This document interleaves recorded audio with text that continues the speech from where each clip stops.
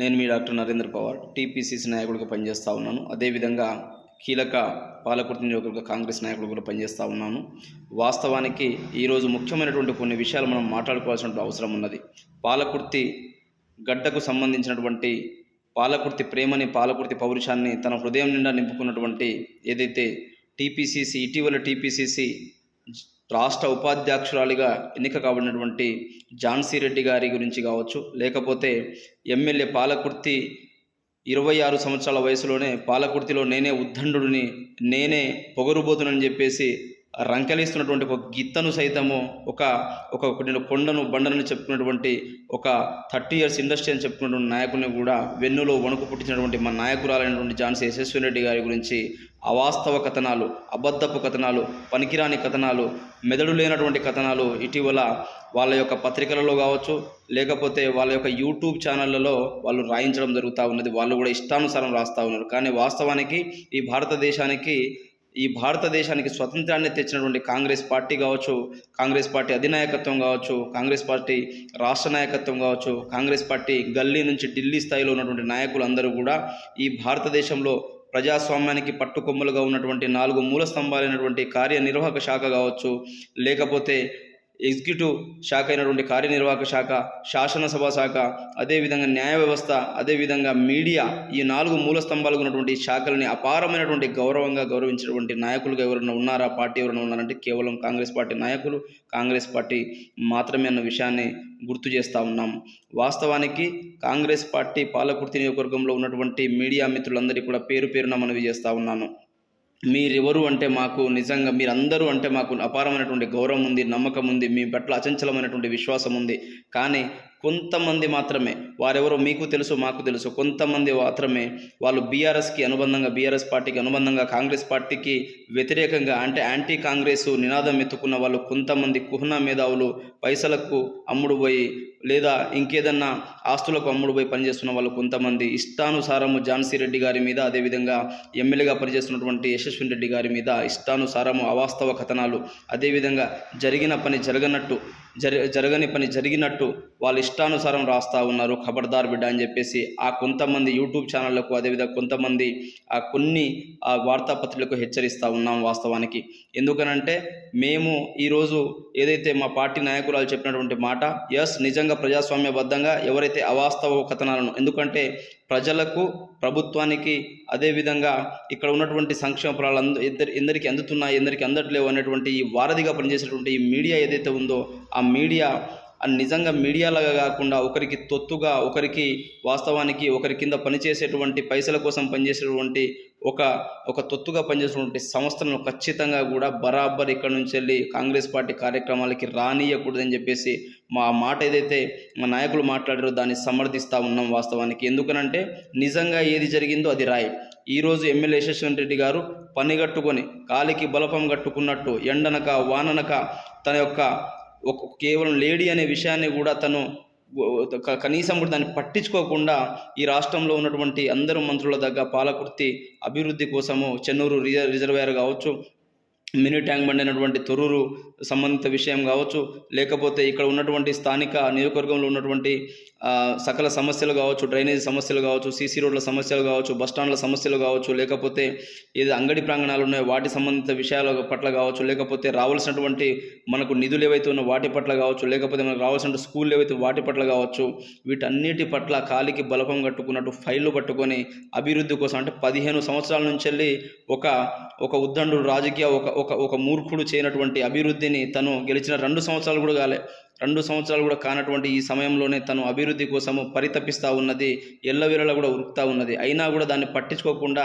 మీరు వచ్చారు, ఏమి చేశారు, ఏమి చేయలేదు, మీరు ఇప్పటి వరకు చేసింది ఏమీ లేదని చెప్పేసి మాట్లాడుతున్నటువంటి కొంతమంది బీఆర్ఎస్కు సంబంధించిన నాయకులు, బీఆర్ఎస్కి అనుబంధంగా ఉన్నటువంటి ఈ మీడియాలు ఏవైతే ఉన్నాయో, ఈ పత్రికలు ఏవైతే ఉన్నాయో, ఆ కొంతమంది యూట్యూబ్లు ఏవైతే ఉన్నాయో వాటికి ఖబర్దారని హెచ్చరిస్తూ ఉన్నాము. ఏమి చేయలేదని చెప్తా ఉన్నారు.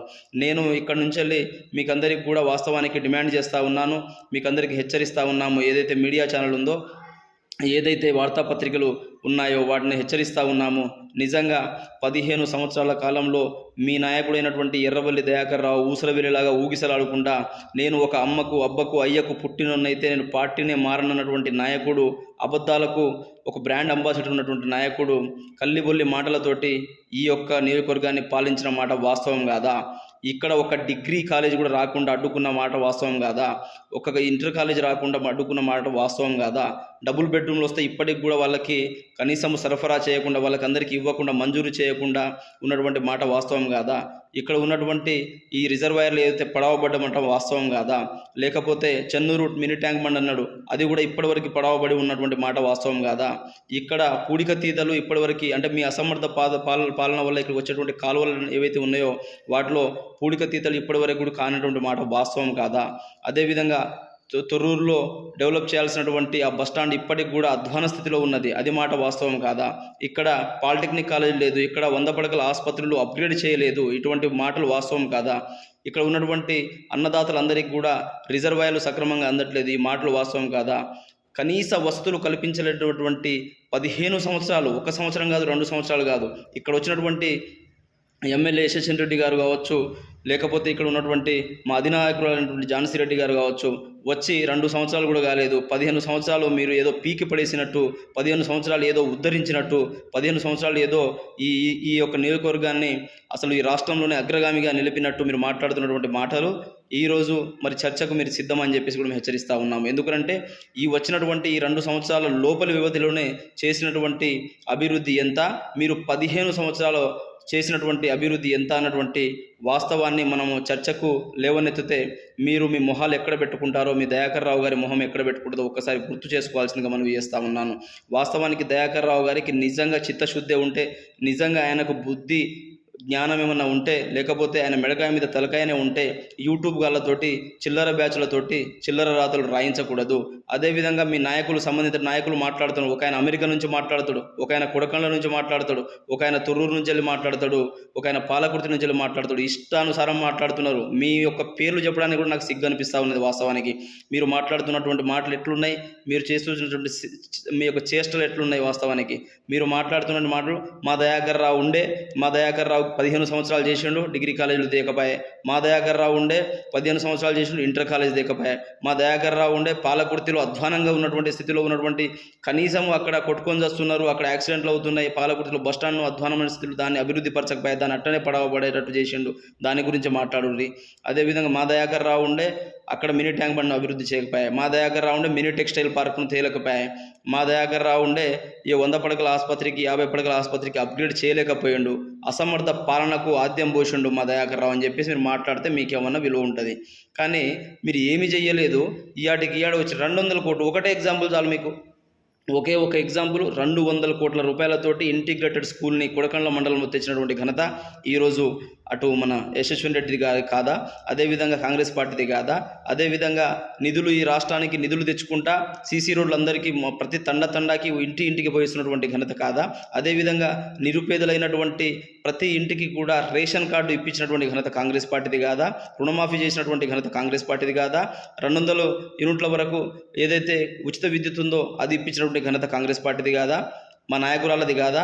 500 రూపాయలకి గ్యాస్ బండ్ ఇప్పిస్తున్నటువంటి ఏదైతే సబ్సిడీ పథకం ఉందో అది మా కాంగ్రెస్ పార్టీ నాయకురాల యొక్క ఘనత కాదా? నాయకుల యొక్క ఘనత కాదా? అదేవిధంగా రైతు భరోసా పేరిట రేపటి నుంచి విడుదలవుతున్నటువంటి ఏవైతే నిధులు ఉన్నాయో అవి కాంగ్రెస్ పార్టీ చేసినటువంటి ఘనతలు కావా? ఏం చేశారు మీరు పార్టీకి? మీ యొక్క ఈ యొక్క రాష్ట్రానికి ఈ యొక్క నియోజకవర్గానికి ఏం చేశారు? ఫస్ట్ మీకు సిగ్గుచారం ఉంటే మీ వాళ్ళు కొట్టుకోకుండా, మీ వాళ్ళు జైళ్ళకు పోకుండా, మీ వాళ్ళు మీ ఇంట్లోనే కుంపట్లు కవిత పేరు మీద ఒకటి, హరీష్ రావు పేరు మీద ఒకటి, ఎర్రబల్ దయాకర్ రావు పేరు మీద ఒకటి, కేసీఆర్ పేరు మీద ఒకటి కాకుండా చూసుకోండి. మీకు నిజంగా చిత్తశుద్ధి ఉంటే యూట్యూబ్ గాళ్ళతోటి కావచ్చు, లేకపోతే వేరే మీకు రాసుకునేటువంటి ఊకదంపుడు ఉపన్యాసాలతో రాసుకున్నటువంటి మీ ఏదైతే ఛానళ్ళు ఉన్నాయో వాళ్ళని మీ దగ్గర పెట్టుకొని మీరు మీ గురించి రాయించుకోండి, మీ అసమర్థత గురించి రాయించుకోండి, మీ ఫోన్ ట్యాపింగ్ల విషయాల గురించి రాయించుకోండి.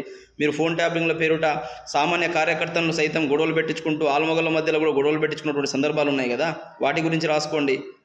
వాటి గురించి రాసుకుంటే మీకు చాలా బాగుంటుంది. ఏదైతే చిత్తశుద్ధితోటి ప్రజల ప్రేమాభిమానాలు పొందినటువంటి నాయకుల గురించి అమెరికాలో సైతము ఏసీ జీవితాన్ని వదిలిపెట్టి కొన్ని వేల కోట్ల జీవితాలను సంపదను వదిలిపెట్టి ఈరోజు చారిటబుల్ ట్రస్ట్ హనుమాన్ల ఝాన్సీ రాజేందర్ రెడ్డి చారిటబుల్ ట్రస్ట్ పేరిట అటు సేవా కార్యక్రమాలు, ఇటు రాజకీయంతో చేస్తున్నటువంటి ఏదైతే ఎమ్మెల్యేగా గెలిచిన తర్వాత చేస్తున్నటువంటి ప్రభుత్వ అభివృద్ధి పథకాలతోటి చేస్తున్నటువంటి ఈ సేవలను మీరు ఈరోజు వాటిని కట్ చేయడానికి, లేకపోతే ప్రజల యొక్క విశ్వాసాన్ని కట్ చేయడానికి మీరు ప్రయత్నం చేస్తున్నటువంటి ఏదైతే ప్రయత్నాలు ఉన్నాయో ఖబర్దార్, ఇటువంటి ప్రయత్నాలను కూడా మీరు మానుకోండి. ఇటువంటి ప్రయత్నాలు చేస్తే ప్రజలు నమ్మడానికి ఎవరు సిద్ధంగా లేరు. ప్రజలు అంత మూర్ఖులు కాదు. పాలకుర్తి నియోజకవర్గంలో ఝాన్సీ యశస్విని రెడ్డి గారిని, అదేవిధంగా ఝాన్సీ గారిని ఇద్దరిని కూడా తండాలలో ఉరికిస్తున్నారా? ఎవరండి తండాలలో ఉరికిస్తున్నారు? ఏ పార్టీ రిజర్వేషన్ ఇచ్చింది? 1975లో తండాలకు రిజర్వేషన్ ఇచ్చింది ఏ పార్టీ? ఇందిరమ్మ ఇండ్లు ఇచ్చింది ఆనాడు ఏ పార్టీ? ఈరోజు ఇస్తున్నది ఏ పార్టీ? తండాల రిజర్వేషన్ మనకు ఎస్టీలుగా గుర్తించింది ఎవరు అసలు? ఫస్ట్ తండాలకు ఏదైతే ఆ స్వాభిమానాన్ని, గౌరవాన్ని తెచ్చిపెట్టినటువంటి నాయకులు ఇందిరాగాంధీ కాదా?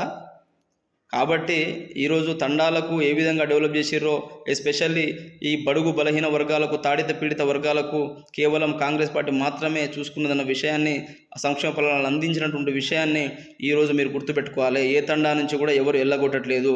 కొంతమంది ఉండొచ్చు, మీ టీఆర్ఎస్ నాయకుల రూపంలో ఉన్నటువంటి, మీ బీఆర్ఎస్ నాయకుల రూపంలో ఉన్నటువంటి కొంతమంది ఏదో గలిబిలి చేసుకుంటూ, గొడవ చేసుకుంటూ, మేడంని ఎల్లగొట్టినాం, మేడం అక్కడి నుంచి వెళ్ళిపోయింది అని చెప్పేసి మీకు మీరే సంకలు కుదుకున్నటువంటి ప్రయత్నాలు చెప్తారు తప్ప, ఏదైతే దగ్గరుండి గెలిపించుకున్నటువంటి లంబాడీలు ఎవరైతే ఉన్నారో, బంజారాలు ఎవరైతే ఉన్నారో పాలకుర్తి నియోజకవర్గంలో, వాళ్ళే మళ్ళీ రాబోతున్నటువంటి స్థానిక సంస్థల ఎన్నికల్లో కూడా గెలుపు దిశగా విజయ జెండాను, విజయ పతాకాన్ని రెపరెపలాడించేటట్టు సగౌరవంగా ప్రతి తండాలో కూడా